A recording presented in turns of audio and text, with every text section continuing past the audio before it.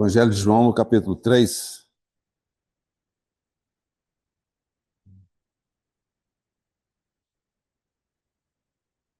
naquela interação do Senhor Jesus com Nicodemos, ele traz algo muito fundamental, muito importante, muito relevante. Ele diz o seguinte, a partir do versículo 14: E do modo porque Moisés levantou a serpente no deserto, assim importa que o Filho do Homem seja levantado, para que todo o que nele crê tenha a vida eterna. Outra instância em que aparece, né, para que todo aquele que nele crê tenha a vida eterna. No 16 diz: Porque Deus amou o mundo de tal maneira que deu seu Filho unigênito para que todo aquele que nele crê não pereça, mas tenha a vida eterna. O Espírito Santo reforça isso por duas vezes aqui, né? Mas o Senhor Jesus faz menção a um evento que aconteceu no deserto. O povo de Israel estava saindo do Monte Or, circundando a terra de Edom, e o povo começa a ficar agravado, cansado, enfastiado. E ali é um dos momentos que o povo murmura e fala algo terrível. Lembra que o Senhor Jesus, o Senhor nosso Deus, com grande misericórdia, com grande graça, ele sustentou o povo no deserto. O povo não havia percebido isso. Nós lembramos que lá em Números, né, 19, nós vimos a coisa tão tremenda que o Senhor fez por eles, o Senhor se declara a eles. Durante que todo aquele tempo, o Senhor conduziu o seu povo, por meio da graça. A gente só lembra da lei, mas por meio da graça. Mas naquele momento ali no Monte Or, logo tendo saído do Monte Or, o povo então reclama, murmura contra Deus, e usa um termo terrível, porque o Senhor Jesus, ele é o tipo, é o antitipo, né, do maná. O maná é o pão que desceu do céu. O nosso Senhor Jesus, ele é o pão que desceu do céu. E o povo fala que aquele era um pão vil. Um pão vil, irmãos. Olha que coisa tremenda. Eles amaldiçoam o pão que desceu do céu. Naquele momento, eles não conseguiam enxergar tão longe quanto a vinda do Senhor. Mas eles amaldiçoaram aquilo que Deus havia concedido. E algo terrível acontece naquele momento. O Senhor nosso Deus manda serpentes abrasadoras. São serpentes terríveis, com um veneno que nós desconhecemos, talvez, o poder, a potência desse veneno. E ali diz que essas serpentes morderam, picaram inúmeros dos filhos de Israel. E ali vem um tipo tremendo daquilo que o Senhor Jesus posteriormente faz referência. Deus manda que Moisés preparasse uma serpente de bronze e que erguesse aquela serpente de forma tal que todo aquele que contemplasse aquela serpente seria curado. Seria curado. É um episódio singular, porque ali não era necessário qualquer tipo de sacrifício, não era necessário qualquer tipo de atuação ou obra por parte daqueles que foram picados pela serpente. Bastava que eles olhassem para aquela serpente e eles seriam curados. E nós sabemos qual que é a origem disso. Lembramos quando um homem caiu e o Senhor indaga a mulher. O que aconteceu? Ela fala, a serpente me enganou. Aí o Senhor, Deus diz o seguinte, tu és amaldiçoada. A serpente foi amaldiçoada. E aquele tipo que nós vemos ali no deserto é de algo que foi amaldiçoado.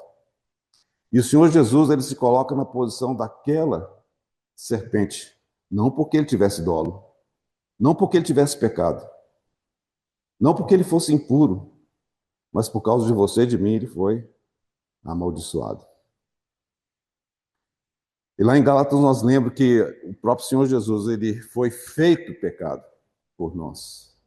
Ele foi amaldiçoado por você e por mim. Então esse evento tão singular que acontece lá no deserto, eles estavam caminhando já em direção à terra de Canaã, Nós vemos que ali esse tipo é tão patente, tão claro, daquilo que aconteceria um dia, que o nosso Senhor um dia seria levantado da face da terra.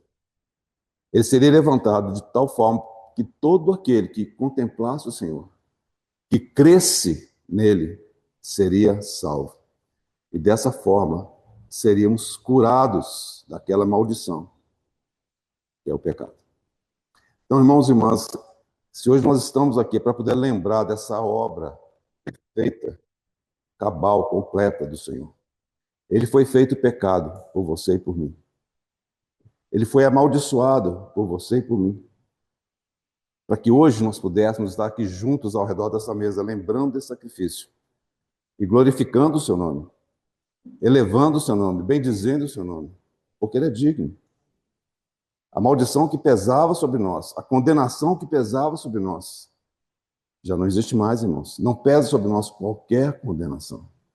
Vocês já pensaram nisso? Que coisa tremenda?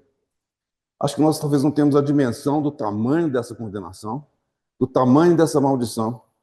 Mas o tamanho dela é a mesma maldição que o Senhor, nosso Deus, lançou sobre a serpente. Esse é o tamanho da maldição. Era isso que estava sobre você e sobre mim. Mas graças ao Senhor, pela sua obra completa, hoje nós estamos livres da condenação que pesa sobre o mundo. Então, nessa manhã, irmãos e irmãs, o nosso coração tem que estar cheio de alegria, cheio de júbilo, cheio de gratidão, cheio de louvor, cheio de bendições ao Senhor, por causa da obra que ele fez na cruz do Calvário. Porque um dia, se é que você fez isso, você olhou para aquela serpente. Na verdade, você olhou para o Senhor e reconheceu nele o Salvador, aquele que te curou. Se por acaso você ainda não fez isso, você é encorajado a fazer hoje, no dia que se chama hoje. Não é necessário obras. Não é necessário que você faça absolutamente nada, a não ser contemplar o Senhor e crer no seu nome. Crer e confessar com a sua boca que, de fato, o Senhor Jesus, Ele é Senhor e Salvador. Então, nessa manhã, irmãos e irmãs, que nós possamos participar com grande gozo, com grande alegria, por essa obra tremenda, maravilhosa, que nos trouxe a paz. Ele foi amaldiçoado para que nós fôssemos abençoados. Senhor, nós somos tão gratos ao Senhor, porque se nós chegamos aqui hoje, nesta manhã, diante dessa mesa, Senhor, a qual o Senhor nos convida a participar. Ó, Senhor, como nós queremos nos regozijar na Tua obra. Ó, Senhor, como nós queremos nos alegrar naquilo que o Senhor realizou por nós na cruz do Calvário. Não apenas por nós, Senhor, mas uma redenção que cobre todo este mundo. Ó, Senhor, uma redenção que é eterna. Um sangue que é eficaz para todos sempre. Ó, Senhor, nós somos tão gratos ao Senhor. E que nesta manhã o Senhor receba o louvor e a adoração, as bendições do teu povo. Senhor, que aqui se reúne, que aqui está diante do Senhor ao redor dessa mesa. Porque nós declaramos, o Senhor é digno. Em nome do Senhor Jesus. Os irmãos podem prosseguir cantando, depois a gente parte pão. Eu vou orando.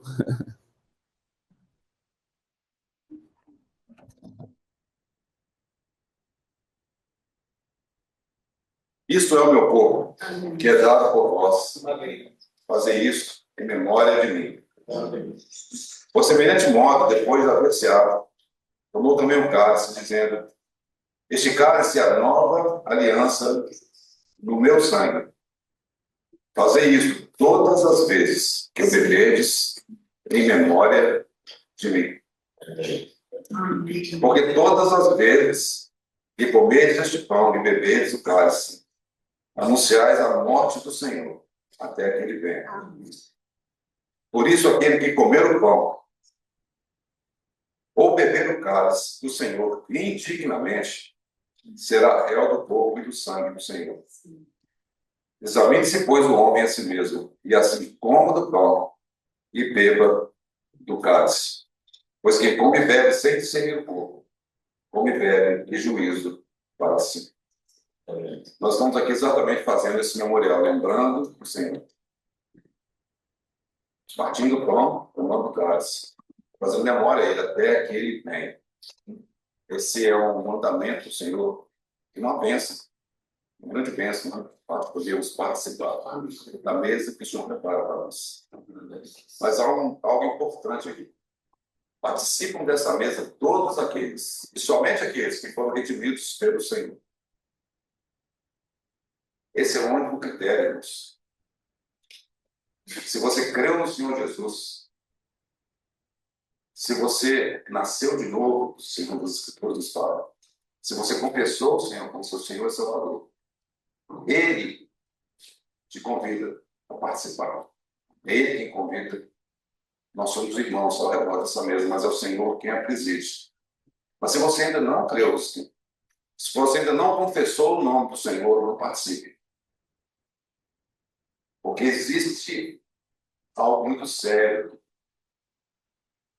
Se você não crê no Senhor, você pode estar tomando uma condenação para si. Mas o nosso coração, nessa manhã, o nosso desejo, é que você possa contemplar o Senhor, olhar para Ele, que foi levantado, e crer nele, e assim receber a vida.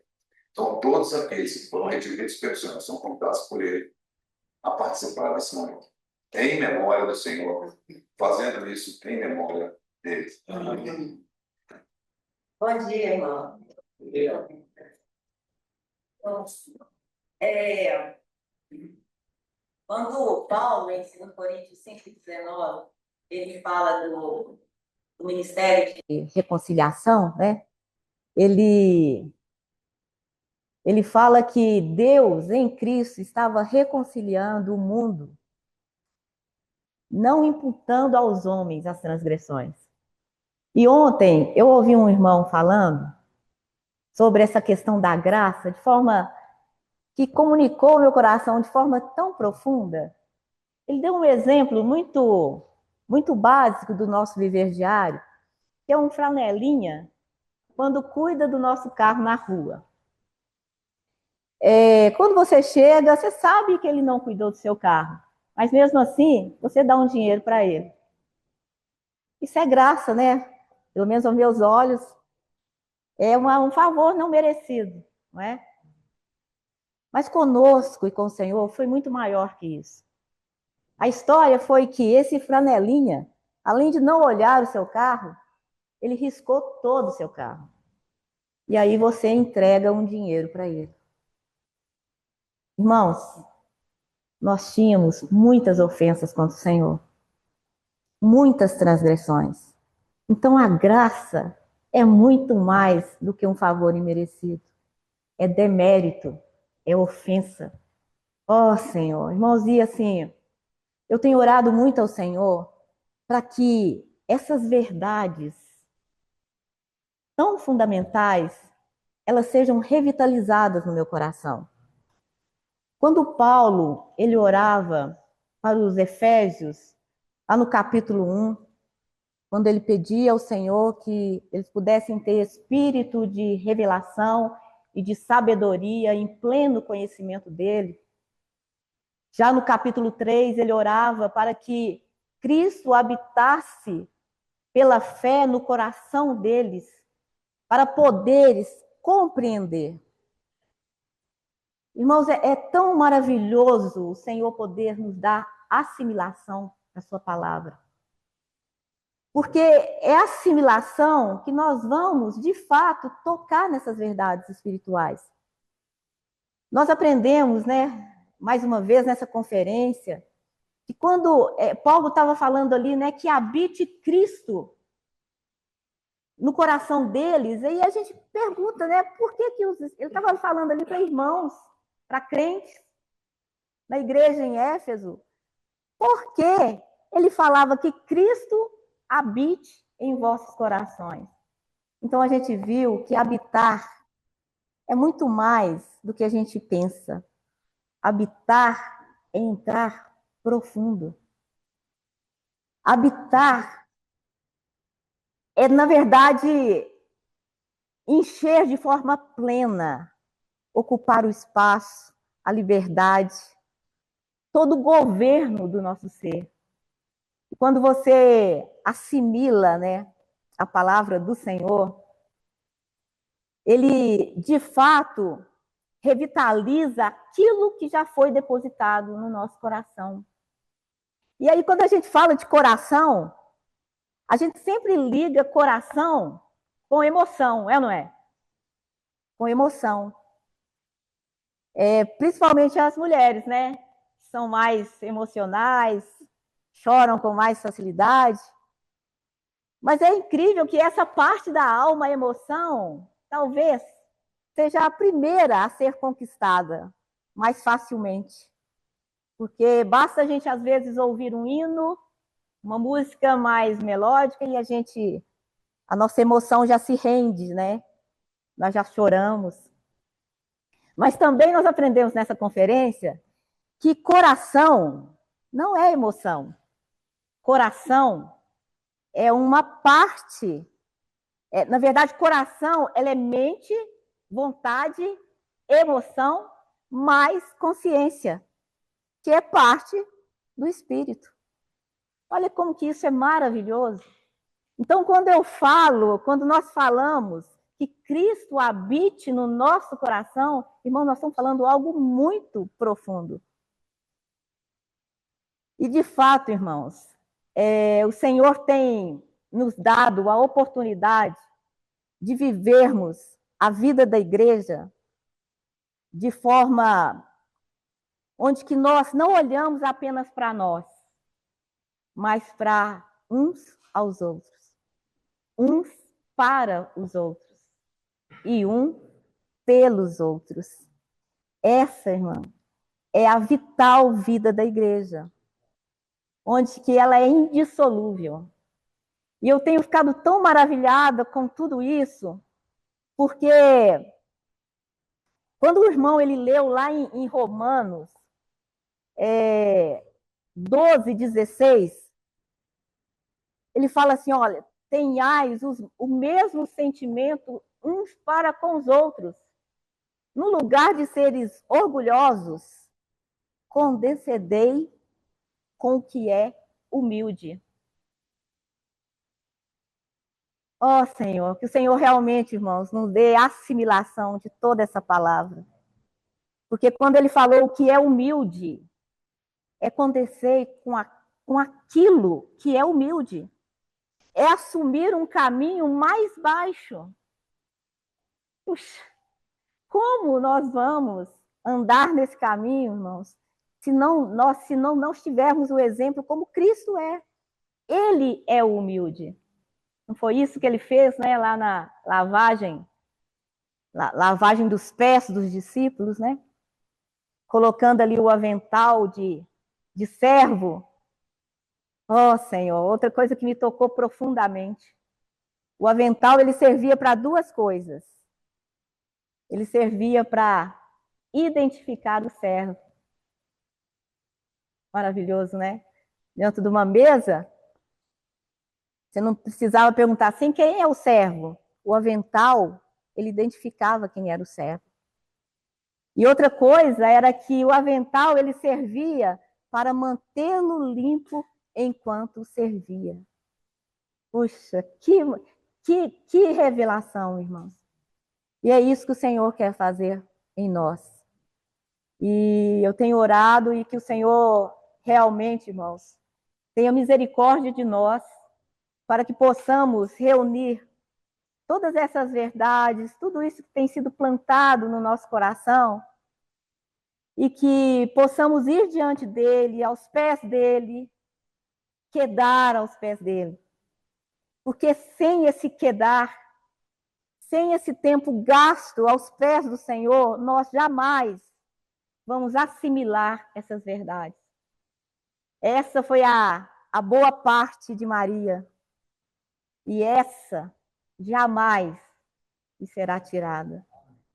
Ó Senhor, eu peço ao Senhor, irmãos, que continue na sua misericórdia, nos dando essa assimilação dessas verdades tão gravadas no nosso coração, mas muitas vezes tão pouco assimiladas, né? Aleluia. Obrigada.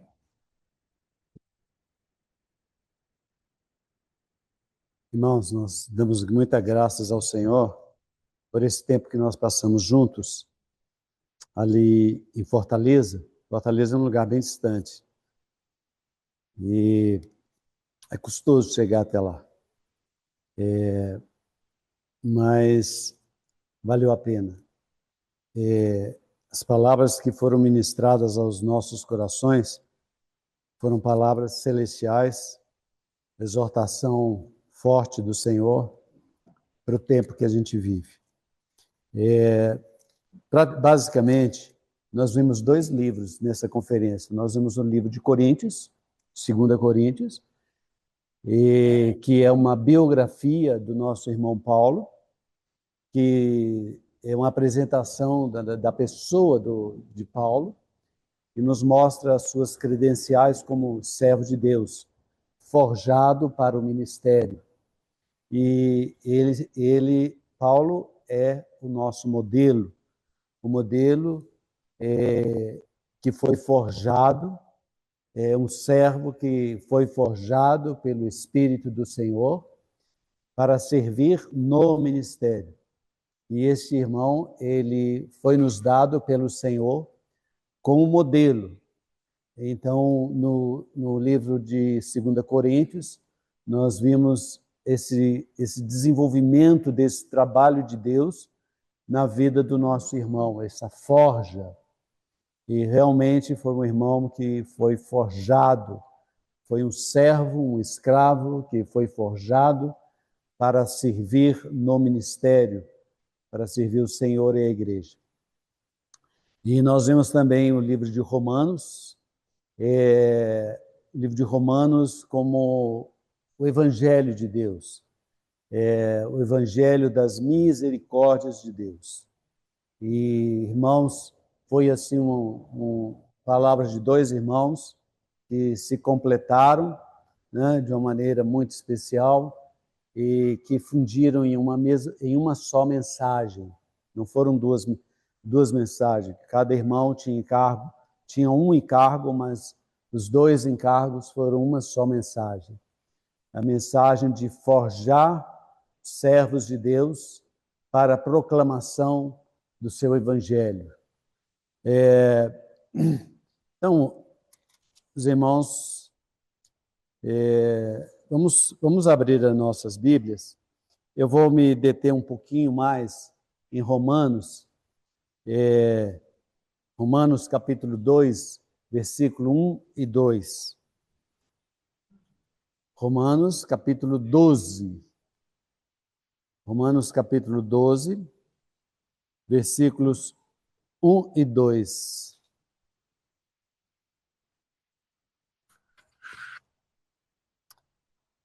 Rogo-vos, pois, irmãos, pelas misericórdias de Deus, que apresenteis os vossos corpos por sacrifício vivo, santo e agradável a Deus, que é o vosso culto racional.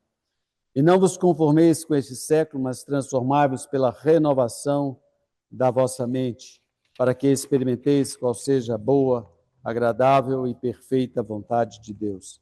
Irmãos, quando a gente começa a ler esse capítulo faz uma divisão, tá? Uma divisão, a partir do capítulo 12, já é uma ministração mais prática a respeito da vida da igreja, a respeito da vida de corpo. Então, nós vamos ver que muda um pouquinho a direção até então que estava sendo compartilhado por Paulo. Nos capítulos de 1 a 11, nós vemos basicamente a doutrina. A doutrina. E quando nós começamos a ler esse primeiro versículo do capítulo 12, diz assim: rogo-vos, pois.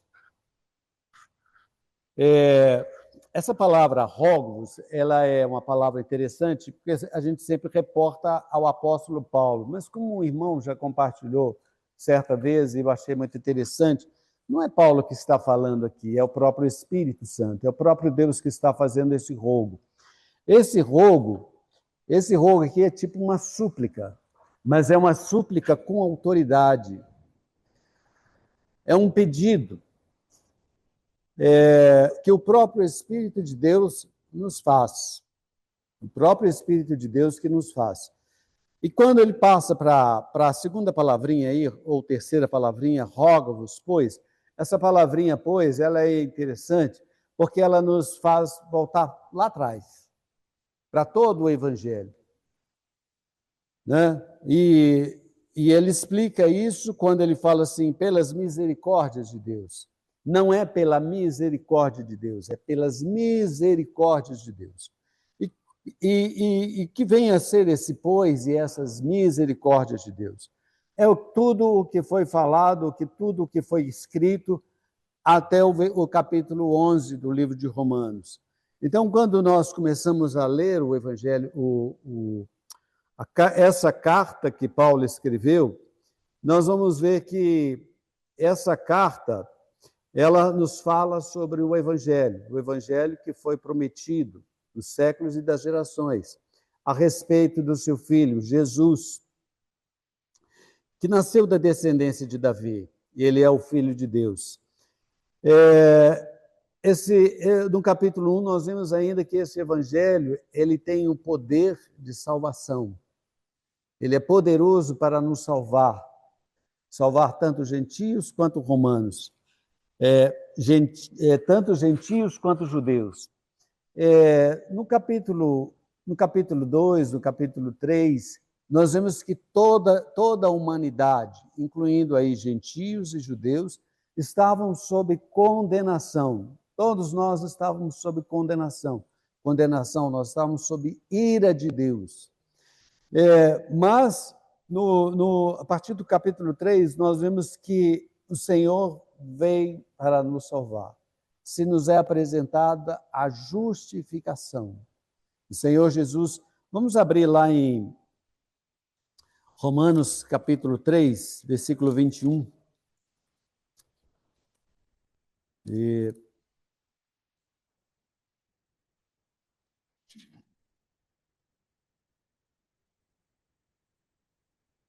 Mas agora, sem lei, se manifestou a justiça de Deus, testemunhada pela lei e pelos profetas. Justiça de Deus mediante a fé em Jesus Cristo, para todos e sobre todos os que creem.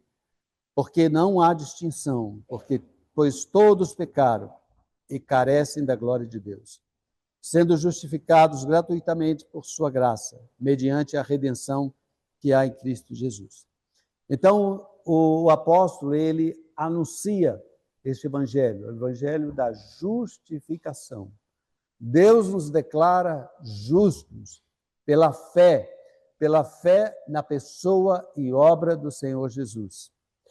Como nós desfrutamos nesta manhã da sua obra, da pessoa e da obra do nosso Senhor, e quando nós miramos na pessoa e miramos na obra que ele fez, nós somos salvos, nós somos justificados. Pela fé, nós fomos declarados justos. Nós somos declarados justos. Nós somos declarados sem pecado, nós somos declarados limpos, nós somos declarados sem nenhuma ofensa contra Deus, porque toda essa dívida já foi paga na pessoa do nosso Senhor Jesus. E o resultado dessa justificação é que nós somos reconciliados com Deus, conforme está escrito lá no capítulo 5, no primeiro versículo. Justificados, pois, mediante a fé, temos paz com Deus. Então, uma vez que nós somos justificados, nós somos reconciliados com Deus. Nós somos reconciliados com Deus não pelo que nós fizemos, não pelo que nós fazemos, não pelo que somos, não pelo que nós fomos um dia, mas pelo que o Senhor Jesus fez. É pelos méritos dele. Então, por essa justificação, nós somos reconciliados com Deus. E por essa reconciliação, nós desfrutamos da própria pessoa de Deus. Nós desfrutamos da própria pessoa do Senhor Jesus. E nós temos acesso a essa graça, e nela nós estamos firmes. Além disso, nós temos também um processo de santificação. Nós vemos no capítulo 6 e no capítulo 7 que o Senhor Jesus tratou com o nosso pecado e tratou também com os nossos pecados. Ele levou o nosso velho homem para a cruz. E ele também removeu os nossos pecados, ele perdoou os nossos pecados. Então nós entramos no processo de santificação. E nesse processo de santificação nós chegamos ao capítulo 8. Agora, pois, nenhuma condenação há para os que estão em Cristo Jesus. Então nós recebemos o Espírito de Deus. O Espírito de Deus agora habita dentro de nós. E por esse Espírito nós podemos clamar: Abba, Pai. E esse Espírito veio habitar dentro do nosso espírito. E esse Espírito, ele traz vida para o nosso espírito, traz vida para a nossa alma e traz vida também para o nosso corpo. Traz vida para o nosso corpo. E nós passamos por esse processo de santificação e também chegamos ao processo, à glorificação. Vamos ler lá em Romanos, capítulo 8, vamos ler 8, 29. Romanos 8, 29.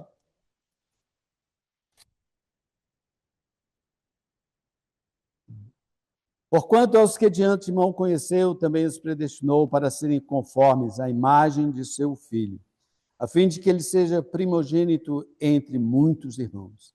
Irmãos, nós estamos sendo no processo de glorificação, santificação e glorificação. Nós estamos sendo conformados à imagem do Filho de Jesus, né?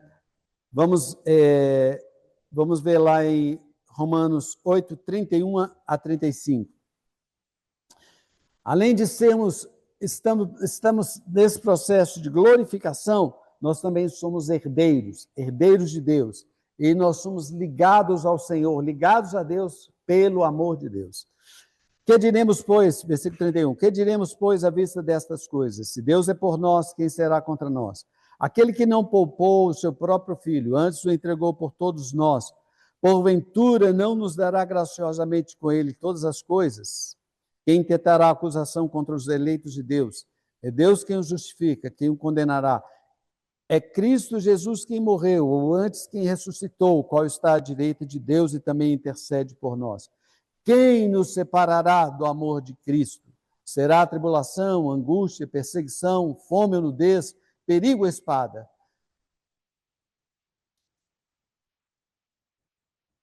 Versículo 38.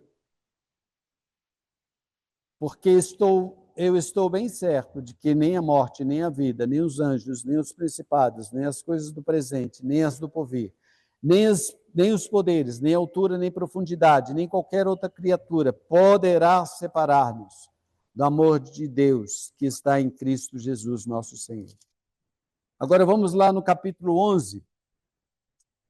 Capítulo 11, versículo 30. Porque assim, como vós também outrora fostes desobedientes a Deus, mas agora alcançastes misericórdia, à vista da desobediência deles. Assim também estes agora foram desobedientes para que igualmente eles alcançassem misericórdia, à vista do que vos foi concedido. Aqui ele está falando da relação entre judeus e gentios. Porque Deus, a todos, tanto judeus quanto gentios, encerrou na desobediência, a fim de usar de misericórdia para com todos. Misericórdia. Frisar essa palavra, misericórdia. Versículo 33. Ó profundidade da riqueza, tanto da sabedoria quanto do conhecimento de Deus. Quão insondáveis são os seus juízos, quão inescrutáveis os seus caminhos. Quem, pois, conheceu a mente do Senhor, ou quem foi o seu conselheiro? Ou quem primeiro deu a ele para que lhe venha a ser restituído? Porque dele, por meio dele e para ele são todas as coisas. A ele, pois, a glória eternamente. Amém. Então, irmãos, aqui nesse último versículo, ele termina a primeira parte, mostrando as misericórdias de Deus. As misericórdias de Deus que constrangem o nosso coração, que batem de frente conosco E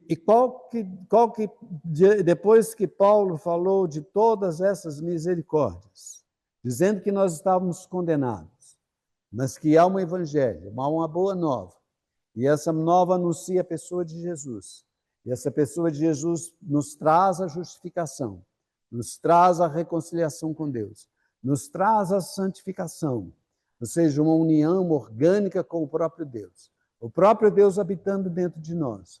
Nos fala também que nós somos feitos filhos de Deus. Nos fala também que nós somos herdeiros, co-herdeiros com Cristo. Nós seremos glorificados. Nos fala do amor de Deus. Irmãos, essas são as misericórdias de Deus. Essas são a profundidade de riqueza, tanto de sabedoria quanto do conhecimento de Deus, que englobou judeus e gentios. Esse evangelho abarcou tanto os judeus quanto os gentios. Diante de tantas misericórdias, o Espírito Santo, na pessoa de Paulo, diz assim: rogo-vos, pois. Rogo-vos, pois. Ou seja, qual que vai ser a nossa resposta? A esse apelo de Deus, é o próprio Deus que está nos apelando. Rogo-vos, pois. Rogo-vos, pois, pelas misericórdias de Deus, que apresenteis os vossos corpos. Aqui ele está falando, não apresenteis os vossos espíritos, não apresenteis as vossas almas, mas apresenteis os vossos corpos. Aqui o irmão faz um parênteses e nos mostra um pouquinho da cultura romana.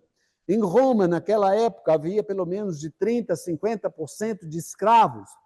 Esses escravos em Roma não eram pessoas de raça, mas eram povos que foram vencidos, que foram derrotados pela guerra e foram levados para Roma para serem escravos.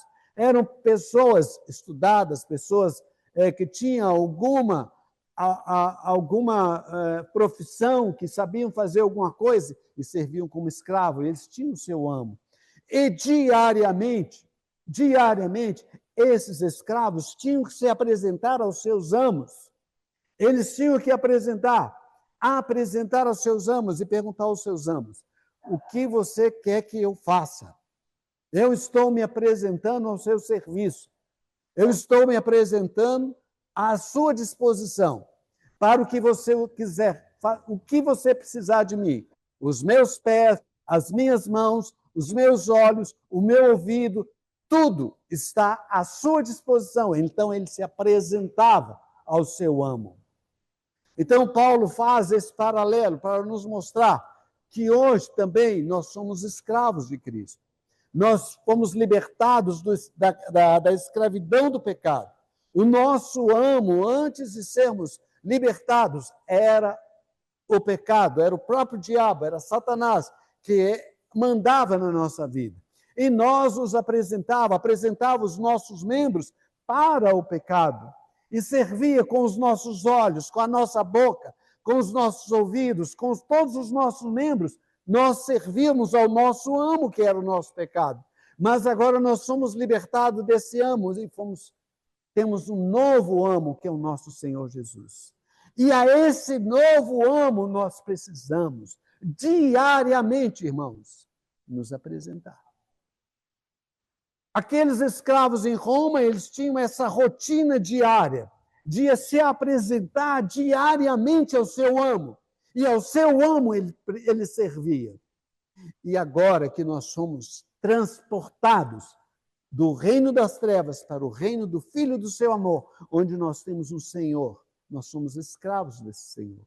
Então nós também devemos nos apresentar. Apresentar todo o nosso ser, todo o nosso corpo, toda a nossa cabeça, com a nossa mente, todas as nossas mãos, os nossos olhos. O que os nossos olhos estão vendo? O que os nossos ouvidos estão ouvindo? O que as nossas mãos estão fazendo? Aonde os nossos pés estão sendo conduzidos? Todo o nosso ser agora, nós devemos nos apresentar ao nosso ser, ao nosso amo, ao nosso Senhor. A Ele nós devemos a nossa vida. Ele é dono da nossa vida. Ele é o nosso Senhor. Esse é o apelo que Paulo está fazendo. Então, ele rogo-vos, pois, que apresenteis os vossos corpos. por sacrifício. Aqui, sacrifício, o irmão também nos leva a... Lá em Êxodo, vamos abrir Êxodo, capítulo 29, a partir do versículo 38.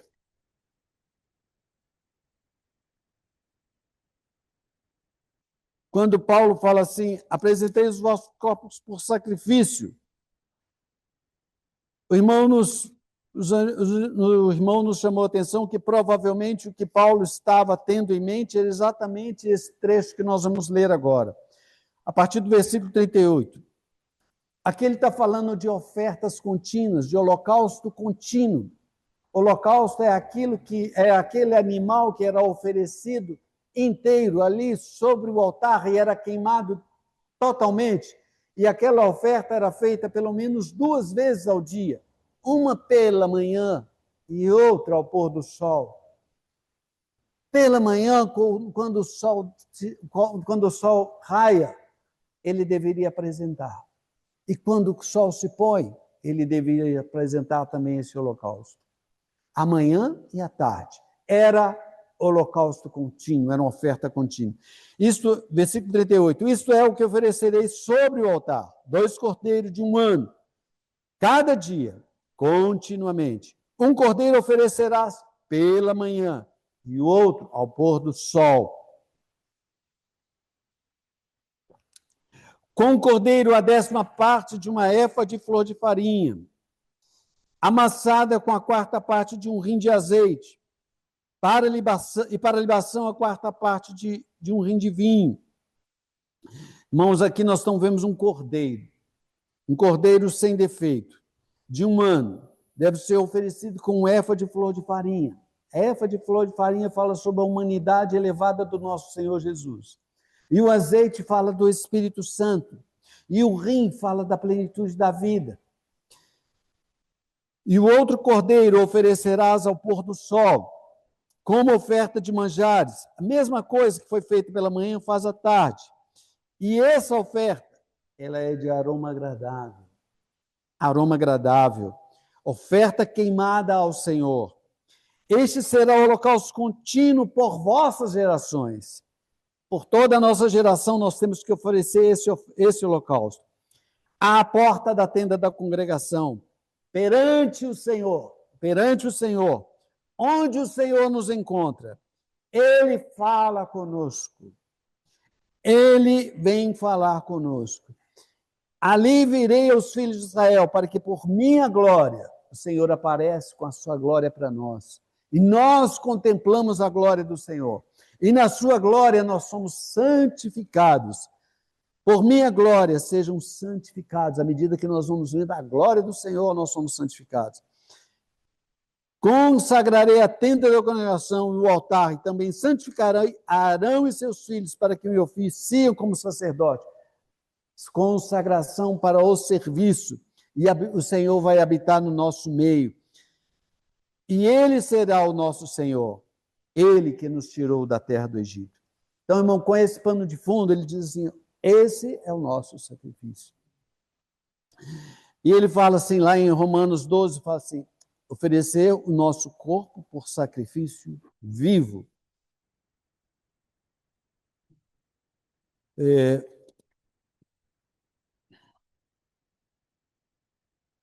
O sacrifício vivo tem que ser vivo. Porque, irmãos, o Senhor Jesus já derramou o seu sangue. Não é esse o sacrifício que Paulo está falando. Nós agora somos pessoas vivas.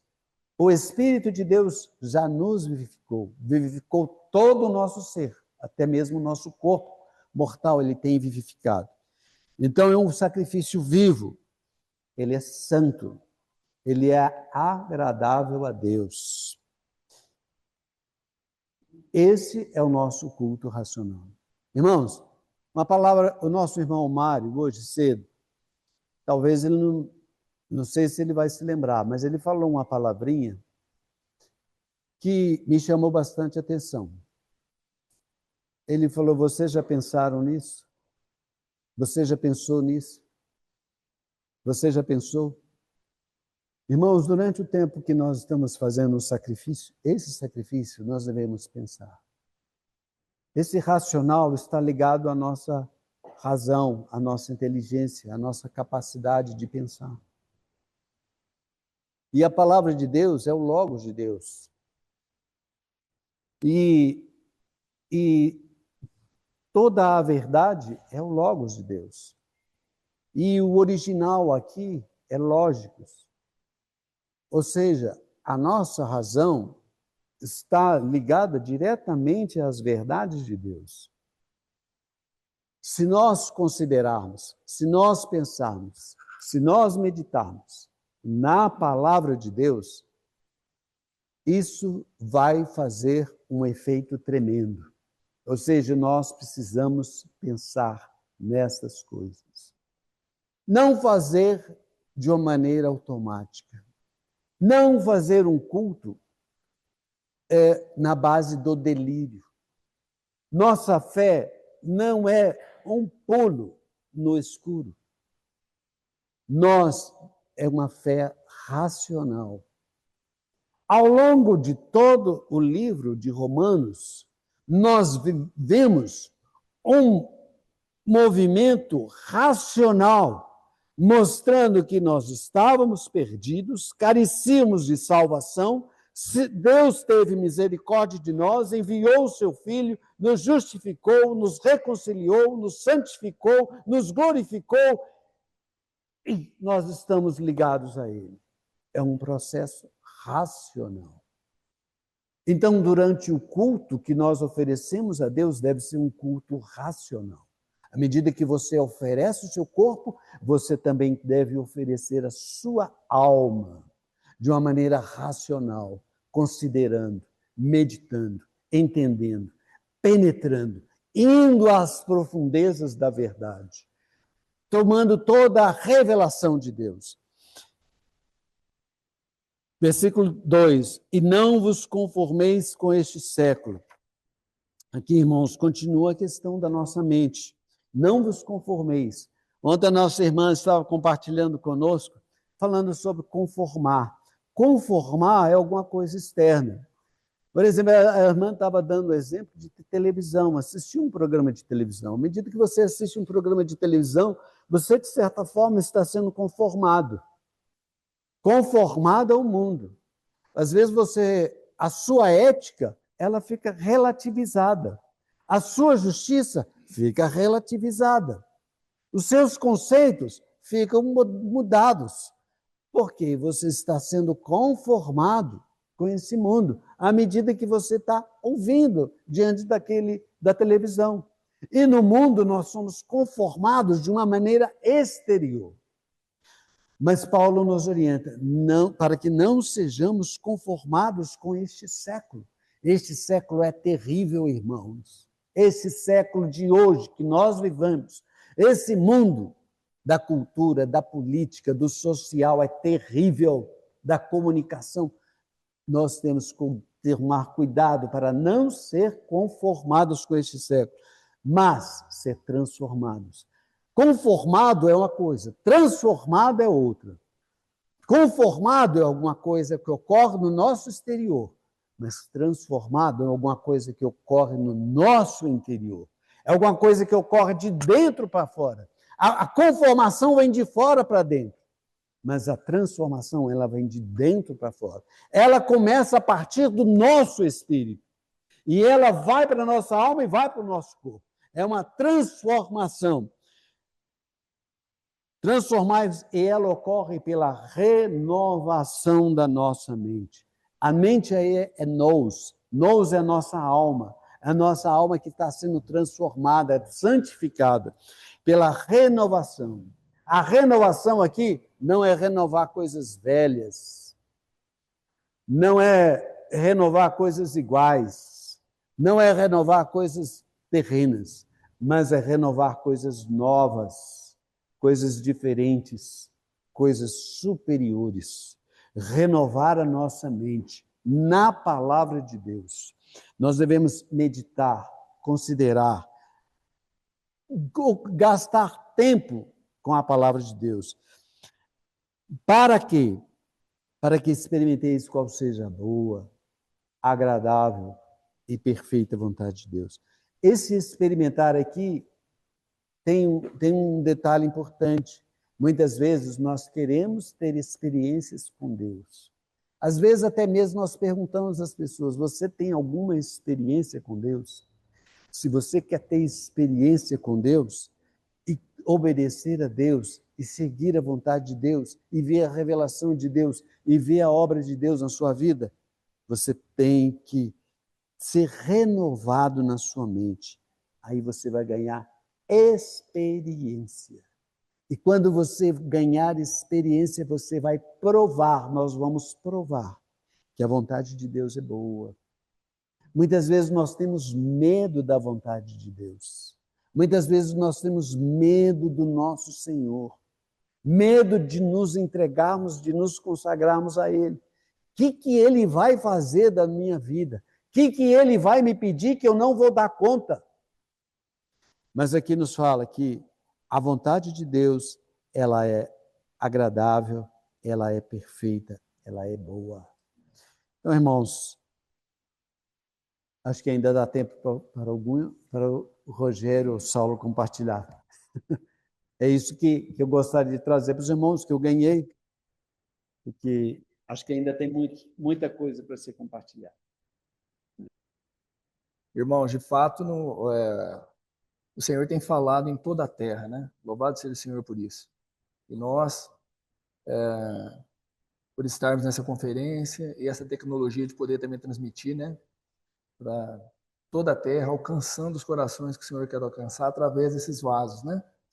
Então, foram citadas também, com base na segunda epístola aos Coríntios, 12 marcas do trabalhar do Senhor num vaso para o serviço espiritual no que concerne a servir ao Senhor de maneira adequada. Então teve ali esses 12 pontos. O primeiro ponto falando mais de diaconia ou ministério, hoje uma palavra muito mais interpretada, né, no meio cristão, ministério. A segunda marca falando daquele versículo também da sentença de morte, de que o Paulo fala, né, sobre nós, ele teve essa sentença de morte. E no terceiro ponto ele citou sobre não negligenciarmos a nossa consciência. Então, de maneira prática, irmãos, hoje que o tempo se aproxima, o que o Senhor tem tocado em nossos corações é que irmãos, às vezes hoje com 70, 80 anos de idade, que converteram muito novo, né, conhecem muito a palavra na sua amplitude, talvez para... eu caminho há 12 anos mais ou menos, outros irmãos menos, né, irmãos mais jovens, talvez não haja tanto tempo para você analisar tantas coisas, mas tem uma coisa que o Senhor quer que você foque, é nisso que o irmão Luiz, o Senhor através dele compartilhou conosco aqui, na questão de transformação e conformação. E tudo isso é ser conformado a quem? Como diz ali em Romanos 8, 29, a imagem do Filho. Em relação à consciência, irmãos, o que acontece? E para aqueles que não sabem, talvez, né, ainda não tiveram a oportunidade, pesquisem ou falem com alguns irmãos em relação à alma, por exemplo. O que na Bíblia, onde corrobora que a nossa alma, ela é formada pela nossa mente, os nossos pensamentos, pelos nossos desejos, são as nossas vontades, e os nossos sentimentos, que são as nossas emoções. É importante os irmãos saberem disso. E o que foi dito aqui, como a Eliana disse, sobre a questão do coração espiritual falando, que também é formado dessas três partes da mente, mais a consciência. Aí, irmão, é algo que foi dito para nós considerarmos diante do Senhor. Não é uma afirmação, mas para considerarmos diante do Senhor. Considerei estou falando agora aqui a meu respeito, e testificou que quando o Espírito Santo quer comunicar algo a nós, ele, pela consciência, ser uma parte, uma faculdade do nosso espírito, e também, por exemplo, a comunhão é parte do nosso espírito, né? Importa que seus adoradores o adorem em espírito e em verdade. Então, ali é que há realmente comunhão no nosso espírito humano, né? Comunicamos com o Espírito Santo, comunica conosco. Então, quando o Espírito Santo quer dizer algo a nós, quando ele vai nos convencer de algo, Agora preste atenção para você considerar diante do Senhor. Ele nos comunica, primeiro, a nossa consciência. A nossa consciência, que é parte do Espírito. Aliás, é o Espírito Santo que está comunicando. E a partir dali, nós começamos a arrazoar na mente, na esfera da mente. Por isso que foi lido vários versículos, mas aqui em 1 Coríntios, não é não. Em 2 Coríntios 4, no versículo 2, não precisa abrir talvez, eu não vou esperar os irmãos por causa do tempo. Ele diz assim, rejeitamos as coisas que por vergonhosas se ocultam, não andando com astúcia, nem adulterando a palavra de Deus. Antes, olha só o peso disso, irmãos, nos recomendamos a consciência de todo homem. Então, cada um de nós, como servos do Senhor, como vasos do Senhor, e pelo trabalhar contínuo do Senhor em nossas vidas, da cruz em nossas vidas, isso que nós devemos anelar. Né? Nos recomendarmos a consciência de todos os homens. Aí, irmãos, será que nós temos um tipo de palavra aqui, um comportamento aqui, e lá em casa eu sou outra pessoa? Tiago fala, homem de ânimo dobre. Será que eu tenho uma face aqui, outra face lá em casa? Isso é macular a consciência. É cauterizar a consciência. Aí, irmãos, eu queria deixar aqui um versículo que me tocou, que não foi citado na conferência. Mas eu sinto que ele tem a ver com isso. Por quê? Primeira coisa, a consciência ela vai nos sinalizar sempre algo. É tão simples, parece. Você pergunta para qualquer pessoa. E eu creio que isso é uma verdade. Deus, falando agora do Deus Criador, o Deus Todo-Poderoso, o Deus Triuno, mesmo em um incrédulo, ele preservou a consciência. Quando, e isso vale para todos, porque todos nós somos sujeitos ao pecado, né? Mesmo aqueles que são filhos de Deus. Mas o incrédulo, ainda assim, quando vem em seu sentimento dele fazer algo errado, não tem um alerta ali? Peraí, você vai fazer isso? Isso está errado. Aí ele avança esse sinal e comete aquilo que não seria para cometer. Então, irmãos, é muito importante hoje, se nós queremos agradar o Senhor, porque agradando o Senhor, nós vamos agradar uns aos outros e vamos nos achar aprovados por Ele, e muitas vezes, na maioria das vezes, eu entendo que é bom nós abrirmos, eu vou usar esses 2 minutinhos aqui para lermos, é um versículo de 1 Coríntios, no capítulo 4.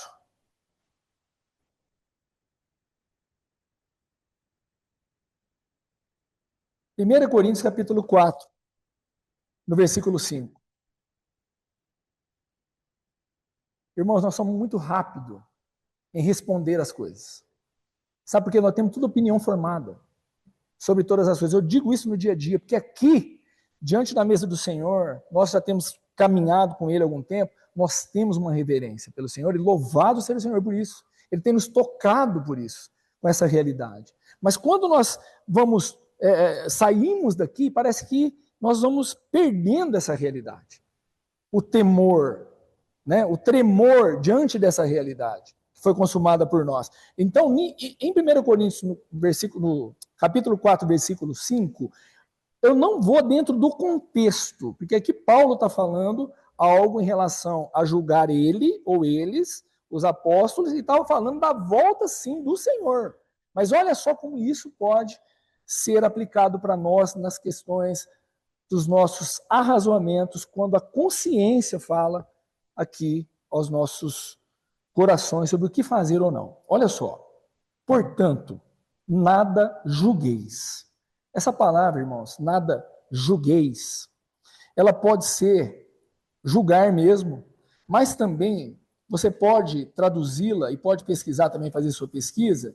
Ela vem de uma palavra aqui do grego krinó, que também nada avaliem. Olha só, nada decidam, nada pronunciem. Tá, agora vamos voltar para o versículo. Nada julgueis, nada avaliem, nada decidam, antes do tempo. E tempo aqui é kairos, é o tempo oportuno, é o tempo onde Deus aprova, né? Então nada julgueis, nada faleis antes do tempo, porque olha só, até que venha o Senhor.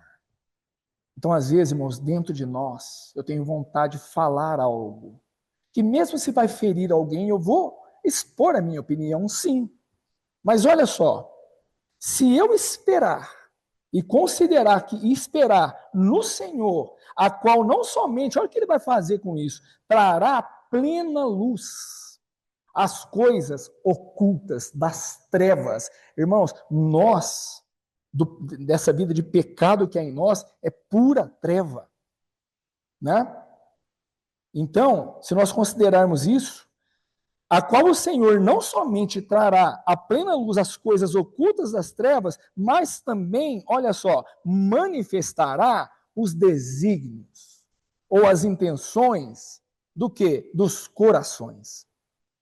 Lembra lá de Hebreus 4:12, que fala que a palavra de Deus é viva e eficaz, e depois que ela é apta para discernir os propósitos dos corações, não é isso? Então, e depois disso, irmãos, olha só aqui o finalzinho. Então, cada um receberá o seu louvor. Não é que o Senhor vai ficar te louvando, não. É nós que o louvamos. Mas é em questão de aprovação. Receberá a sua aprovação da parte de Deus. Então, irmãos, o objetivo é alegrarmos aquele o qual Deus, o Pai, o fez pecado por nós. Para que nós fôssemos feitos justiça perante Deus Pai. Então, se algo hoje o Senhor requer de nós e deseja, ele não é aquele que vai nos invadir a nossa vontade, mas ele vai nos iluminar na nossa consciência e falar: não fale isso para sua esposa. Não fale isso perante os irmãos. Está um sinal aqui para você. Aí você vai perceber e falar: realmente, qual que era a minha intenção em externar aquilo? Aí o Senhor vai mostrar. Vai ser iluminado, né? E se for trevas, quão grande trevas serão, talvez, né? Aquilo que seria externado, eu iria macular minha consciência, ia ter que me arrepender diante do Senhor, ia ser desaprovado e não louvado pelo Senhor. Então, que nós possamos, irmãos, fazer isso, não negligenciarmos essa parte que o Senhor nos deu, nos concedeu, que é a nossa consciência. Louvado seja o Senhor. Obrigado.